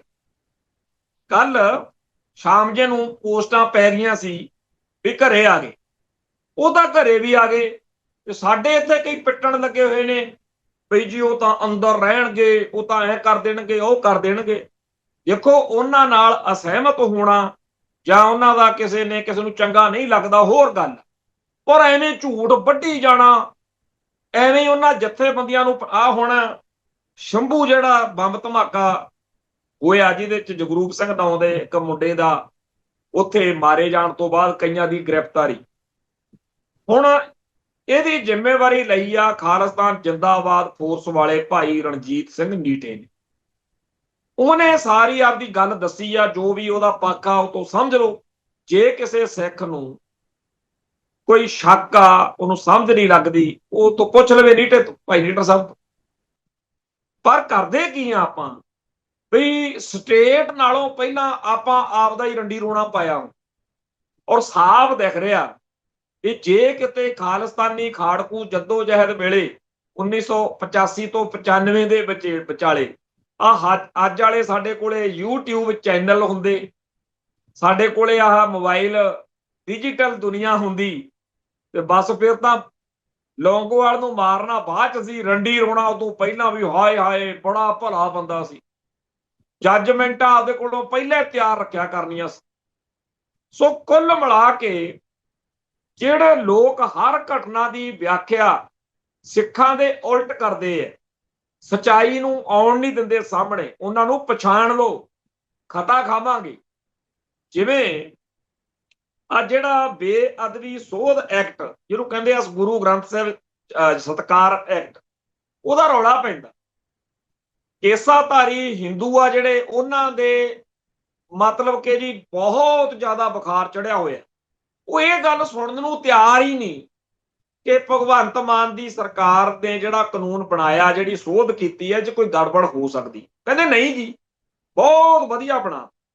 ਜਦੋਂ ਵੀ ਕੋਈ ਸੱਚੀ ਹੁਣ ਜਿਹੜਾ ਸਾਡੀ ਕੌਮ ਦਾ ਹੀ ਕੋਈ ਬੰਦਾ ਗੱਲ ਕਹਿੰਦਾ ਉਹਦੀ ਗੱਲ ਤਾਂ ਸੁਣ ਲਓ, ਪਰ ਸਮਾਣੇ ਮੋਰਚੇ ਵਾਲਿਆਂ ਦੀ ਗੱਲ ਆਪਾਂ ਇੱਥੇ ਕਈ ਵਾਰ ਕੀਤੀ ਆ। ਆਖਰ ਹੁਣ ਜਦੋਂ ਇਧਰੋਂ ਉਧਰੋਂ ਗੱਲਾਂ ਦਾ ਪਤਾ ਲੱਗਿਆ, ਕਿਉਂਕਿ ਜਿਹੜੀ ਕਾਨੂੰਨ ਦੀ ਉਹਦੀ ਵਿਆਖਿਆ ਉਹਦੇ ਅਨੁਸਾਰ ਬਹੁਤ ਸਾਰੇ ਲੋਕ ਡਰ ਗਏ ਵੀ ਇਹ ਤਾਂ ਆਪਣੇ ਘਰੇ ਜਿਹੜਾ ਗੁਰਬਾਣੀ ਦਾ ਗੁਟਕਾ ਪਿਆ ਜਾਂ ਗੁਰੂ ਗ੍ਰੰਥ ਸਾਹਿਬ ਜੀ ਦਾ ਕਈ ਘਰਾਂ 'ਚ ਪ੍ਰਕਾਸ਼ ਆ, ਇਹ ਤਾਂ ਮਾਮੂਲੀ ਗੱਲ ਕਰਕੇ ਸਾਡੇ ਤੇ ਬਹੁਤ ਖਤਰਨਾਕ ਧਾਰਾ ਲੱਗ ਜੂ, ਕਿਸੇ ਨੇ ਸੁਣਨਾ ਹੀ ਨਹੀਂ।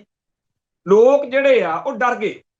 ਕਈ ਜਿਹੜੀਆਂ ਜਥੇਬੰਦੀਆਂ ਨੇ, ਨਿਹੰਗ ਦਲ ਨੇ ਜਾਂ ਅਸਥਾਨ ਨੇ, ਉਹਨਾਂ ਨੂੰ ਲੋਕ ਜਾ ਕੇ ਮਿਲਣ ਲੱਗੇ ਵੀ ਜੀ ਸਾਡੇ ਗੁਰੂ ਸਾਹਿਬ ਦਾ ਸਰੂਪ ਸੀਗਾ, ਉਹਦਾ ਜਿਹੜਾ ਨਵਾਂ ਕਾਨੂੰਨ ਬਣਿਆ ਇਹ ਤੋਂ ਡਰ ਲੱਗਦਾ ਕੋਈ ਪੰਗਾ ਹੀ ਨਾ ਹੋ ਜੇ ਤੇ ਅਸੀਂ ਉਹ ਇੱਥੇ ਕਿਸੇ ਤਰੀਕੇ ਨਾਲ ਸਤਿਕਾਰ ਸਹਿਤ ਜੇ ਤੁਹਾਡੇ ਹਵਾਲੇ ਕਰ ਜਾਈਏ। ਸੋ ਜਦੋਂ ਇਸ ਤਰੀਕੇ ਦਾ ਮਾਹੌਲ ਬਣ ਰਿਹਾ ਹੈ, ਲੋਕਾਂ 'ਚ ਉਹਨਾਂ 'ਚ ਤਾਂ ਦਹਿਸ਼ਤ ਹੈ ਨਹੀਂ ਜਿਨ੍ਹਾਂ ਨੇ ਕਰਤੂਤਾਂ ਕਰਨੀਆਂ ਨੇ, ਪਰ ਆਮ ਸੰਗਤ ਡਰੀ ਹੈ।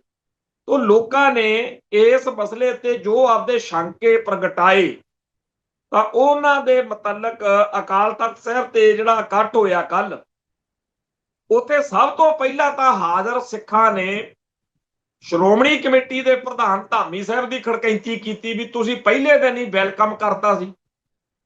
ਫਿਰ ਉੱਥੇ ਗੜਗੱਜ ਸਾਹਿਬ ਨੂੰ ਵੀ ਕਹਿਣਾ ਪਿਆ ਵੀ ਦੇਖੋ ਮੈਂ ਵੀ ਜਾਂਦਾ ਰਿਹਾ ਉੱਥੇ ਸਤਿਕਾਰ, ਜਦੋਂ ਉੱਥੇ ਮੋਰਚਾ ਲੱਗਿਆ ਹੋਇਆ ਸੀ ਸਮਾਣੇ, ਤੇ ਧਾਮੀ ਸਾਹਿਬ ਨੇ ਵੀ ਕਿਹਾ ਵੀ ਹੈ ਤਾਂ ਮੇਰੀ ਗਲਤੀ ਆ, ਇਹ ਆ ਜਿਹੜੀਆਂ ਗੱਲਾਂ ਹੁਣ ਸਾਹਮਣੇ ਆਈਆਂ ਨੇ ਮੈਨੂੰ ਨਹੀਂ ਸੀ ਖਿਆਲ 'ਚ।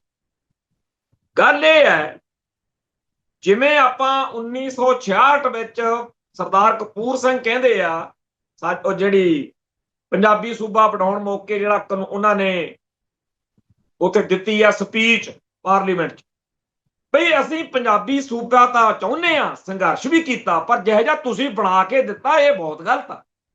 ਇਹੀ ਗੱਲ ਇਸ ਮੌਕੇ ਇਸ ਕਾਨੂੰਨ ਦੇ ਮੁਤਾਲਕ ਸਿੱਖ ਕਹਿੰਦੇ ਕਿ ਸਰਕਾਰ ਜੀ ਕਾਨੂੰਨ ਬਣਾਉਣ ਲਈ ਤਾਂ ਅਸੀਂ ਕਹਿੰਦੇ ਸੀ ਵੀ ਬਣਾਓ, ਪਰ ਜਿਹੋ ਜਿਹਾ ਤੁਸੀਂ ਬਣਾਇਆ ਇਹ 'ਚ ਗੜਬੜ। ਹੁਣ ਗੜਬੜ ਆ ਜਿਹੜੀ, ਉਹਨੂੰ ਜਿਹੜੇ ਲੋਕ ਸਮਝਾ ਸਕਦੇ ਆ ਉਹਨਾਂ ਨੇ ਜਦੋਂ ਗੱਲ ਸ਼ੁਰੂ ਕੀਤੀ ਆ ਤਾਂ ਸਮਾਣੇ ਮੋਰਚੇ ਵਾਲੇ ਤੇ ਭਗਵੰਤ ਮਾਨ ਦੀ ਸੈਨਾ, ਟਰੋਲਿੰਗ ਆਰਮੀ, ਉਹ ਪਿੱਟਣ ਹੀ ਲੱਗ ਜਾਂਦੇ ਆ, ਉਹ ਗੱਲ ਹੀ ਨਹੀਂ ਸੁਣਦੇ ਕਿਸੇ ਦੀ। ਖੈਰ ਕੱਲ ਜਿਹੜਾ ਇਕੱਠ ਹੋਇਆ ਉਹਦੇ ਵਿੱਚ ਕਈ ਨੁਕਤੇ, ਇੱਕ ਤਾਂ ਇਹ ਆ ਕਿ ਗੁਰੂ ਗ੍ਰੰਥ ਸਾਹਿਬ ਜਿਹੜਾ ਹੈ ਉਹਦਾ ਕਸਟੋਡੀਅਨ ਗੁਰੂ ਪੰਥ ਖੁਦ ਹੈ। ਤੋ ਐਕਟ ਦੇ ਅਨੁਸਾਰ ਕਾਫੀ ਜ਼ਿਆਦਾ ਜਜ਼ਬਾਤੀ ਤੌਰ ਤੇ, ਇਤਿਹਾਸਕ ਤੌਰ ਤੇ, ਵਿਚਾਰਧਾਰਕ ਤੌਰ ਤੇ, ਫਲਸਫੇ ਦੇ ਤੌਰ ਤੇ ਗੜਬੜਾ। ਹੁਣ ਇਸ ਮਸਲੇ ਉੱਤੇ ਉਹਨਾਂ ਨੇ ਸਪੀਕਰ ਨੂੰ ਸੱਦਿਆ ਕਿ ਭਰਾਵਾ ਤੂੰ ਆ ਚੰਦ ਜਿਹੜਾ ਚਾੜਿਆ ਤੁਹਾਡੀ ਸਰਕਾਰ ਨੇ, ਇਹਦੇ ਬਾਰੇ ਗੱਲ। ਮੈਂ ਇਹ ਗੱਲ ਮੰਨਦਾ ਕਿ ਸ਼੍ਰੋਮਣੀ ਕਮੇਟੀ ਦੇ ਸਿਸਟਮ 'ਚ ਬਾਦਲ ਕਿਆ ਕਰਕੇ ਬਹੁਤ ਜ਼ਿਆਦਾ ਗੜਬੜ ਹੋਈ ਹੈ। ਆਪਾਂ ਨੂੰ ਸਭ ਨੂੰ ਪਤਾ ਕਿ ਅਕਾਲ ਤਖਤ ਸਾਹਿਬ ਦੇ ਸਿਸਟਮ 'ਚ ਇਹ ਤਾਂ ਜਥੇਦਾਰੀ ਜਿਸ ਤਰੀਕੇ ਨਾਲ ਲਾਉਂਦੇ ਆ ਤੇ ਲਾਉਂਦੇ, ਆਪਾਂ ਨੂੰ ਪਤਾ ਹੀ ਆ ਕਿਵੇਂ ਆ ਗਿਆਨੀ ਹਰਪ੍ਰੀਤ ਸਿੰਘ ਤੇ ਗਿਆਨੀ ਰਘਵੀਰ ਸਿੰਘ ਹੋਣੀ ਲਾਏ ਨੇ। ਅੱਜ ਕੱਲ ਗਿਆਨੀ ਰਘਵੀਰ ਸਿੰਘ ਵੀ ਬਹੁਤ ਵਧੀਆ ਗੱਲਾਂ ਕਰਦੇ ਆ। ਜਦੋਂ ਪਿਛਲੇ ਸਾਲ ਆਪਾਂ ਕਹਿੰਦੇ ਸੀ ਵੀ ਕੋਈ ਚੱਜ ਹਾਲ ਦੀ ਗੱਲ ਕਰ ਜੋ ਜਥੇਦਾਰ ਜੀ, ਉਦੋਂ ਨਹੀਂ ਸੀ ਬੋਲਦੇ, ਉਦੋਂ ਤਾਂ ਬਾਦਲ ਕਿਆਂ ਦੇ ਹਿਸਾਬ ਨਾਲ ਗੱਲ ਕਰਦੇ ਸੀ। ਹੁਣ ਕਹਿੰਦੇ ਆ ਗਿਆਨੀ ਕੁਲਦੀਪ ਸਿੰਘ ਗੜਗੱਜ ਨੂੰ ਬਾਦਲ ਕਿਆਂ ਦੇ ਹਿਸਾਬ ਨਾਲ ਨਾ ਬੋਲ, ਉਹ ਭਾਈ ਜਿਹੜਾ ਬੈਠਾ ਹੁੰਦਾ ਸੀਟ ਤੇ ਉਹ ਤਾਂ ਉਹੀ ਕਰਦਾ। ਖੈਰ ਗੱਲ ਇਹ ਹੈ ਕਿ ਜਿਹੜੀ ਗਿਆਨੀ ਕੁਲਦੀਪ ਸਿੰਘ ਗੜਗੱਜ ਨੇ ਸਹੀ ਗੱਲ ਕੀਤੀ ਹੋਵੇ ਉਹਨੂੰ ਸਹੀ ਕਿਹਾ ਕਰੀਏ, ਜਿਹੜੀ ਗੱਲ ਗਲਤ ਕੀਤੀ ਹੋਵੇ ਉਹਨੂੰ ਗਲਤ ਕਹਿ ਦਿਆ ਕਰੀਏ। ਗਿਆਨੀ ਕੁਲਦੀਪ ਸਿੰਘ ਗੜਗੱਜ ਦੇ ਰਾਹੀਂ ਕੌਮ ਦੀ ਭਾਵਨਾ ਬਿਲਕੁਲ ਸਹੀ ਜਾ ਰਹੀ ਆ ਕਿ ਭਾਈ ਇਹ ਜਿਹੜਾ ਤੁਸੀਂ ਕਾਨੂੰਨ ਬਣਾਇਆ ਇਹਦੇ 'ਚ ਆਹ ਨੁਕਸ। ਹੁਣ ਇਹਨਾਂ ਨੁਕਸਾਂ ਦੇ ਤਹਿਤ ਸਾਡੀ ਕੌਮ ਦੇ ਦੁਆਲੇ ਜਿਹੜਾ ਸ਼ਿਕੰਜਾ ਕਾਨੂੰਨੀ ਤੌਰ ਤੇ ਕੱਸਿਆ ਜਾ ਰਿਹਾ, ਲੋਕਾਂ 'ਚ ਦਹਿਸ਼ਤ ਫੈਲ ਰਹੀ ਹੈ, ਉਹਦਾ ਇਲਾਜ ਤਾਂ ਹੱਲ ਤਾਂ ਕਰਨਾ ਹੀ ਪਊ ਨਾ ਕੋਈ। ਤੋ ਇਸ ਮਸਲੇ ਸਮੇਤ ਹਰ ਮਸਲੇ ਉੱਤੇ ਸਾਨੂੰ ਬਰਗਲਾਉਣ ਵਾਲੇ, ਗੁੰਮਰਾਹ ਕਰਨ ਵਾਲੇ, ਸੋਸ਼ਲ ਮੀਡੀਆ ਦੀ ਟਰੋਲਿੰਗ ਆਰਮੀ, ਕੇਸਾਧਾਰੀ ਹਿੰਦੂ ਤੇ ਇੱਕ ਸਾਡੇ ਸਾਬਕਾ ਖਾਲਿਸਤਾਨੀ ਭਰਾ ਜਿਨ੍ਹਾਂ ਨੂੰ ਲੱਗਦਾ ਵੀ ਹਰ ਉਹ ਬੰਦਾ ਬਹੁਤ ਵਧੀਆ ਜਿਹੜਾ ਸਾਡੀ ਬੋਲੀ ਬੋਲਦਾ, ਪਰ ਜਿਹੜਾ ਸਾਡੇ ਨਾਲੋਂ 1 ਇੰਚ ਵੀ ਪਰਾਂ ਨਾ, ਚਾਹੇ ਉਹਦੇ ਸਾਰੇ ਟੱਬਰ ਨੇ ਕੌਮ ਲਈ ਲੜਾਈ ਲੜੀ ਆ, ਸ਼ਹਾਦਤਾਂ ਪਾਈਆਂ, ਉਹ ਫਿਰ ਸਾਡੇ ਨਾਲ ਨਹੀਂ ਹੈਗਾ ਨਾ। ਖੈਰ ਹੁਣ ਆਪਾਂ ਗੱਲ ਕਰਦੇ ਹਾਂ ਸਿਆਸਤ ਦੀ। ਭਾਰਤੀ ਸਿਆਸਤ ਸਦਾ ਹੀ ਚਾਹੁੰਦੀ ਆ ਕਿ ਖਾਲਿਸਤਾਨ ਦਾ ਇਸ਼ੂ ਕਮਜ਼ੋਰ ਹੋਵੇ ਤੇ ਭਾਰਤ ਮਾਤਾ ਕੀ ਜੈ। ਜਿਵੇਂ 1999 ਦੇ ਵਿੱਚ ਜਦੋਂ ਮਾਨ ਸਾਹਿਬ ਤੇ ਹੋਰ ਸਾਰੇ ਜਿੱਤੇ, ਉਦੋਂ ਰਾਜੀਵ ਗਾਂਧੀ ਨੇ ਕਿਹਾ ਸੀ ਪਾਰਲੀਮੈਂਟ ਦੇ ਵਿੱਚ ਕਿ ਸਿੱਖਾਂ ਨੇ ਗਹਿ ਗੱਡਵੀਂ ਵੋਟ ਪਾ ਕੇ ਪਾਰਲੀਮੈਂਟ ਵਿੱਚ ਲੋਕਤੰਤਰ 'ਚ ਯਕੀਨ ਦਿਖਾਇਆ। ਹੁਣ ਅੱਜ ਤੱਕ ਸਾਡੀ ਕੌਮ 'ਚ ਇਸ ਗੱਲ ਤੇ ਦੁਬਦਾ। ਇੱਕ ਪਾਸੇ ਕਿਹਾ ਜਾ ਰਿਹਾ ਕਿ ਉਹਦਾ ਕੌਮ ਨੇ ਕਮਾਲ ਕਰਤੀ, ਦੂਜੇ ਪਾਸੇ ਜਿਹੜੀ ਅਕਲ ਵਾਲਾ ਸਿੱਖ ਆ ਉਹ ਕਹਿੰਦਾ ਓਏ ਹੋਏ ਕਮਲਿਓ, 1985 'ਚ ਤਾਂ ਆਪਾਂ ਕਹਿੰਦੇ ਸੀ ਵੀ ਜਿਸ ਹਿੰਦੁਸਤਾਨ ਨੇ ਸਾਡੇ ਉੱਤੇ ਐਡਾ ਵੱਡਾ 84 'ਚ ਕਹਿਰ ਵਪਰਾਇਆ, ਹੁਣ ਤਾਂ ਸਾਡੀ ਲੜਾਈ ਖਾਲਿਸਤਾਨ ਲਈ ਆ, ਅਸੀਂ ਉਹਦੇ ਸਿਸਟਮ 'ਚ ਯਕੀਨ ਨਹੀਂ ਰੱਖਦੇ। 85 ਦੀਆਂ 1985 ਦੀਆਂ ਉਹ ਇਲੈਕਸ਼ਨਾਂ ਬਾਬਾ ਜੋਗਿੰਦਰ ਸਿੰਘ ਵਾਲਾ ਅਕਾਲੀ ਦਲ ਸੰਤ ਭਿੰਡਰਾਂ ਵਾਲਿਆਂ ਦੇ ਪਿਤਾ ਜੀ ਤੇ ਫੈਡਰੇਸ਼ਨ ਬਾਈਕਾਟ ਕੀਤਾ ਸੀ, ਜਿਹਦੇ 'ਚ ਬਰਨਾਲਾ ਮੁੱਖ ਮੰਤਰੀ ਬਣੇ। ਤੇ 1999 'ਚ ਸੰਤ ਭਿੰਡਰਾਂ ਵਾਲਿਆਂ ਦੀ ਧਿਰ ਜਿਹੜੀ ਸੀ ਉਹ ਵੋਟਾਂ ਲੜਦੀ ਫਿਰਦੀ ਸੀ। 1985 'ਚ ਠੀਕ ਸੀਗੇ ਕਿ 1999 'ਚ ਠੀਕ ਸੀ ਆਪਾਂ? ਚਲੋ ਹੁਣ ਤੱਕ ਆਪਾਂ ਇਹ ਗੱਲ ਨਹੀਂ ਮੰਨੀ, ਨਾ ਕਿਸੇ ਨੇ ਮੰਨਣੀ ਆ। ਪਰ ਆ ਰਮੇਸ਼ ਇੰਦਰ ਸਿੰਘ ਡੀਸੀ ਦੀ ਕਿਤਾਬ ਆ ਦੁਖਾਂਤ ਪੰਜਾਬ ਦਾ, ਟੈਰਰ ਇਨ ਪੰਜਾਬ, 3600 ਕਿਤਾਬਾਂ ਪਈਆਂ ਜਿਨ੍ਹਾਂ 'ਚ ਲਿਖਿਆ ਹੋਇਆ ਕਿ ਸਰਕਾਰ ਜਿਹੜੀ ਸੀ ਉਹ ਖੁਦ ਚਾਹੁੰਦੀ ਸੀ ਕਿ ਇਹੋ ਜਿਹਾ ਮਾਹੌਲ ਬਣਾਓ ਕਿ ਸਾਰੇ ਦੇ ਸਾਰੇ ਜਿਹੜੇ ਸਿੱਖ ਵੋਟਾਂ ਦੇ ਗੜੀ ਗੇੜ 'ਚ ਫਸ ਜਾਣ। ਹੁਣ ਐਤਕੀ ਫੇਰ ਉਹੀ ਪੱਤਾ ਖੇਡਿਆ ਜਾ ਰਿਹਾ ਕਿ ਉਦੋਂ ਕਹਿੰਦੇ ਸੀ ਨਹੀਂ ਕਾਂਗਰਸ ਜਿੱਤ ਜੂ, ਐਤਕੀ ਕਹਿੰਦੇ ਆ ਨਹੀਂ ਭਾਜਪਾ ਜਿੱਤ ਜੂ। ਸੋ ਭਾਜਪਾ ਨੂੰ ਹਰਾਉਣ ਲਈ ਖਾਲਿਸਤਾਨ ਦਾ ਇਸ਼ੂ ਨਾ ਕਮਜ਼ੋਰ ਕਰ ਦਈਏ। ਆਪਾਂ ਕਿਵੇਂ ਅੱਗੇ ਕਰਨਾ, ਕੀ ਨਹੀਂ ਕਰਨਾ ਚਾਹੀਦਾ, ਇਹਦੇ ਤੇ ਆਪਾਂ ਕੱਲ ਨੂੰ ਚਰਚਾ ਕਰਾਂਗੇ। ਹੁਣ ਇੱਥੇ ਸਮਾਪਤੀ ਕਰਦੇ ਹਾਂ। ਨਾਨਕ ਨਾਮ ਚੜ੍ਹਦੀ ਕਲਾ, ਤੇਰੇ ਭਾਣੇ ਸਰਬੱਤ ਦਾ ਭਲਾ। ਵਾਹਿਗੁਰੂ ਜੀ ਕਾ ਖਾਲਸਾ, ਵਾਹਿਗੁਰੂ ਜੀ।